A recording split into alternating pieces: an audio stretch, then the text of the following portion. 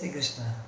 કોઈએ ખૂબ સુંદર વાક્ય કીધું છે, સન્માન હંમેશા સમય અને પરિસ્થિતિનું હોય છે, પરંતુ આપણે એને આપણું સમજવાની ભૂલ કરતા હોઈએ છીએ.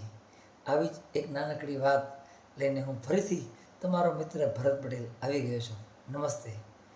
એક બહુ મોટા વ્યક્તિ હતા જે સરકારી નોકરી કરતા હતા, બહુ મોટા અધિકારી હતા. એના સંતાનને લઈ, એના દીકરાને લઈ અને એક મોટી હોટલમાં જમી અને બહાર નીકળતા હતા રહ્યા. 5 સ્ટાર હોટલમાંથી જમી બહાર નીકળ્યા, પછી ગાડીમાં બેઠા ને એટલા દીકરાને બસ એ વાત કરતા રહ્યા કે હું મોટો સાહેબ છું, મારી નીચે તો ઘણા બધા કામ કરે છે.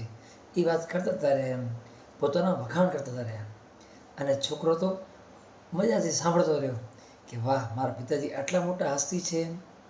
તે આગળ જતા ને ગાડી જઈ રીતે ત્યાં એક હવાલદારે સાહેબને રોક્યા અને સાહેબને કીધું કે તમારું લાઇસન્સ બતાવો. કે તો સાહેબ તો ગુસ્સે થઈ ગયા. એ કે હું સરકારી અધિકારી અને મારું પૂછા કર્યા નાનકડો હવાલદારે કે લાઇસન્સ બતાવો. કે સાહેબ તો બેફામ થોડુંક બોલવા માંડ્યા કે હું આ છું, મારું તો ન્યાયાલયમાં મારું બળ છે અને મારી આ પોસ્ટ છે. ઘણી બધી વાત કરી. તે હવાલદારે કીધું કે જે હોય પણ તમે હાલો કે ન બતાવો, આપણે યાર એમાં લાઇસન્સ તો ચાલશે કે પણ તમારો ચલણ કાપી શકીએ હોય. કે સાહેબ વધારે ગુસ્સે થઈ ગયા. કેમ કે તો તમારે સીટ બેલ્ટ બાંધી નથી. કે સીટ બેલ્ટ આવે ને એ બાંધી નથી અને તમારા દીકરાને પણ તમે બંધાવી નથી. કે તમે તો ખરાબ કામ કરી રહ્યા છો. કે પણ તમારા સંતાનને પણ તમે ખરાબ કામ કે માર્ગે તમે જવા દો છો. કે માટે કે તમારે સીટ બેલ્ટ તો ફરજિયાત બાંધવી પડશે. કે ત્યારે જ તમને જવા દઈ છે. કે સાહેબને પણ થયું કે હશે જવા દે ને, સાચું કહી રહ્યો છે, માનવા દે. કે કોણ આ કે મોઢો લાગે. કે હશે. કે સાહેબે સીટ બાંધી, પોતાનો દીકરો બાજુમાં બેઠો હતો એને કીધું કે બેટા સીટ બેલ્ટ બાંધી નાખ ભરી. એના છોકરાએ પણ સીટ બેલ્ટ બાંધી. આ બધો છોકરો છે ને ઓબ્ઝર્વ કરતો રહ્યો, બધું આરામથી સાંભળતો રહ્યો કે મારા પર તો કેટલા મોટા છે, મારા પર તો અધિકારી છે, એમ વાત કરતો રહ્યો. ગાડી આગળ નીકળી, થોડી આગળ ગઈ ને તો પાછળથી ધડાક દેનારો અવાજ આવ્યો. સાહેબે પાછું જોયું ને તો એક બાઇક છે ને, બાઇક ચાલક કાકા આવતા રહ્યા. તે એક બીજો કાર ચાલક ભાઈએ એને અથડાવી. તે બાઇક ચાલક કાકા પડી ગયા તો લોહી લોહણ નીકળ્યું.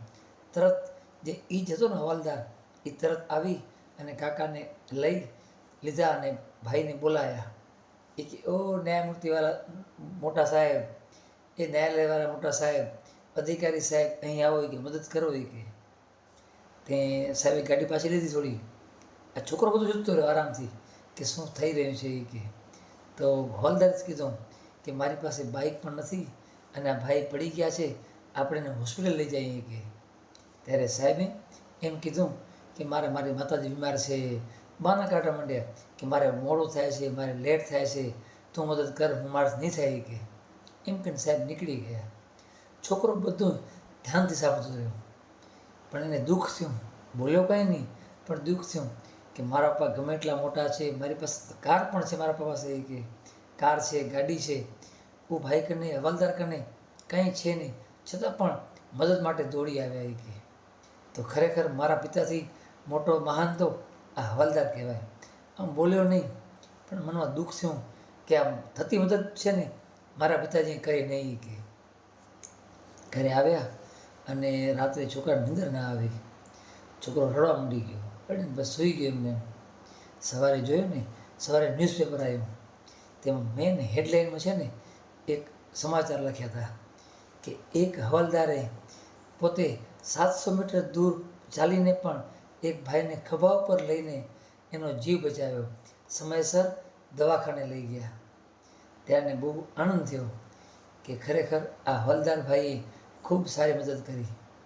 પોતે બોલ્યો નહીં, પણ આ પિતાજીને એ ન્યૂઝપેપર દઈ આવ્યો, એ છાપો દઈ આવ્યો અને કીધું કે પિતાજી, આમાં જે ખબર છે ને એ તમારા માટે ખાસ છે. કે તમે ખાસ વાંચજો. કે તો પિતાજીને દઈ આવ્યો. પછી આમાંથી એક વાત એ આ કહાની માંથી એક સારામાં સારી વાત આપણે એ લઈએ કે આપણે છે ને ઇન્સાન બનવાનો પ્રયત્ન કરીએ. ઘણીવાર આપણાથી થતી મદદ હોય ને એ પણ આપણે નથી કરતા.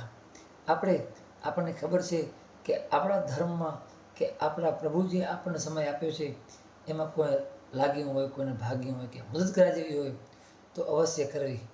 કારણ કે ખોટો બહાના કાઢીએ તો યોગ્ય આપણા માટે ન લેખાય. હું કે કોઈ પણ હોય, પણ છતાં આપણે થતી મદદ અવશ્ય કરવી. જેમ આ ન્યૂઝપેપરમાં ભાઈનો, હવાલદાર ભાઈને કાંઈ હતું નહીં, બાઈક હતી નહીં, છતાં પણ એને મદદ કરી. એમ કારણ કે ઇન્સાનિયતના ખાતે. કારણ કે ઇન્સાનમાં જો ઇન્સાનિયત નહીં હોય, પ્રેમ નહીં હોય ને તો જીવન વ્યર્થ છે બધું. માટે હંમેશા બસ સારા ઇન્સાન બનવાનો પ્રયત્ન કરીએ આપણે.